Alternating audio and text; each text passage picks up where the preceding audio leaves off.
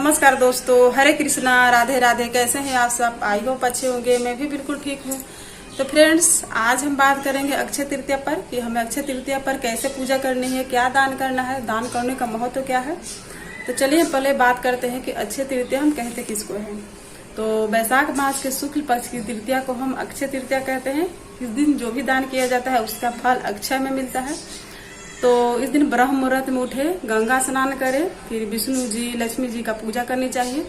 तो चलिए हम आपको पूजा करके दिखाते हैं कि हमें कैसे पूजा करनी है।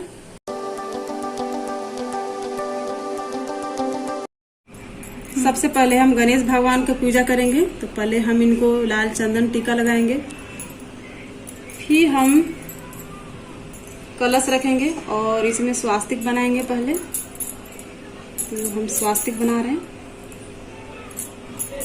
इसको तो बाद में बोलेंगे ना।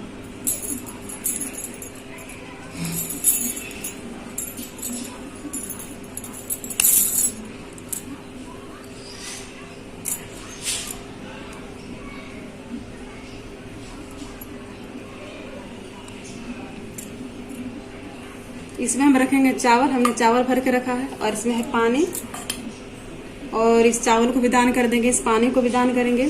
दान करने के लिए हमने रखा ये खीरा है, ये ककड़ी है, यहाँ आलू है, टमाटर है, इसे दान करेंगे। पहले हम लक्ष्मी माता को टीका लगाएंगे,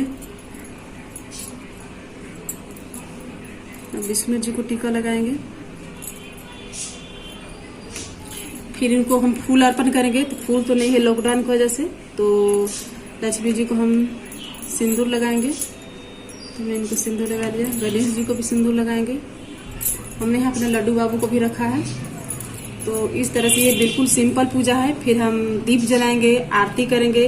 भोग में हम लगाएंगे ककड़ी, खीरा। आप जो भी फल भोग लगाना चाहते भोग लगा सकती हैं। और जैसे गर्मी का मौसम है तो पानी का दान करें, दही का, दूध का, सत्तू, इन सब चीजों का भोग लगता है और इस चीजों का दान भी होता है। सुदामा जो है कृष्ण भगवान से एक बूटी चावल लेकर मिलने जाते हैं और कृष्ण भगवान उनको उस चावल के बदले उनके झोपड़ी को महल में बदल देते हैं। तो इसलिए उस दिन दान का महत्व बहुत ही ज्यादा बढ़ गया है। तो हमें इस दिन जरूर दान करना चाहिए। कहा जाता है कि इस दिन त्रेता युग और सतयुग का आरंभ हुआ था और द्वापर युग का समापन हुआ था। और ये भी कहा जाता है कि हमारी जो गंगा माता है वो धरती पर अक्षय तृतीया के दिन आई थी।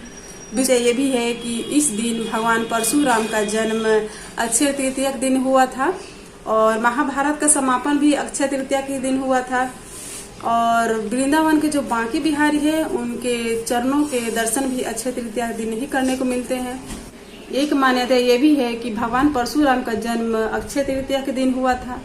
महाभारत का समापन भी अक्षय तृतीया के दिन हुआ था और हमारी जो गंगा माता है वो धरती पर अक्षय तृतीया के दिन आई थी।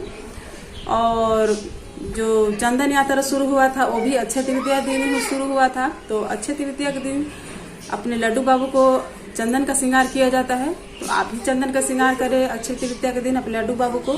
तो चलिए अब मैं कथा शुरू करती हूँ। प्राचीन काल में सदाचारी तथा देव ब्राह्मणों में श्रद्धा रखने वाला धर्मदास नामक एक वैश्य था। उसका परिवार बहुत बड़ा था, इसलिए वह सदैव व्याकुल रहता था। उसने किसी से इस व्रत के महत्व को सुना। कालांतर में जब वो यह पर्व आया तो उसने गंगा स्नान किया, विधि पूर्वक देवी देवताओं की पूजा की। गोले के लड्डू, पंखा, जल से भरे घड़े, जौ, गेहूँ, नमक, सत्तू, दही, चावल, गुड़, सोना तथा वस्त्र आदि दिव्य वस्तुएं ब्राह्मणों को दान दी। स्त्री के बार बार मना करने, कुटुंबजनों से चिंतित रहने तथा बुढ़ापे के कारण अनेक रोगों से पीड़ित होने पर भी वह अपने धर्म कर्म को दान पुण्य से विमुख न हुआ। यही वैश्य दूसरे जन्म में कुशवती राजा बना। अक्षय तृतीया के दान के प्रभाव से वह धनी तथा प्रतापी बना। तो इस दिन जो भी दान करे दिल खोल कर दान करे। इस पर एक कथा आती है कि एक माँ अपने बेटी के लिए हमेशा लड्डू बनाकर रखकर और अपने काम पर चली जाती थी। एक दिन क्या हुआ कि वह लड़का उस लड्डू को लिया और अपनी माँ के पास जाने लगा। तभी रास्ते में संत मिले। उसने सोचा कि इस लड्डू को इन संत को खिला देता हूँ। यह सोचते हुए उसने संत से कहा कि बाबा लीजिए और लड्डू खाइए। संत ने एक लड्डू लिया और दूसरा लड्डू उस लड़के को वापस दे दी और कहा कि एक बेटा एक लड्डू तुम खा लो।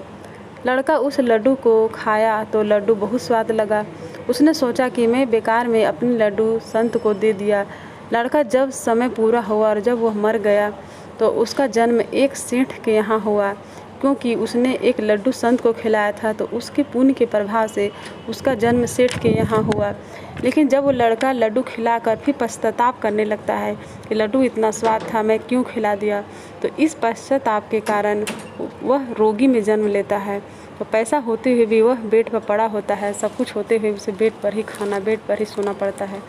तो इसलिए आप भी जब भी दान करें तो पश्चाताप बिल्कुल भी ना करें। आई होप आपको वीडियो अच्छा लगा हो तो प्लीज़ इसे लाइक करें, शेयर करें, सब्सक्राइब करा बिल्कुल भी ना भूलें। फिर मिलूंगी एक नए वीडियो के साथ, तब तक के लिए हरे कृष्णा, राधे राधे।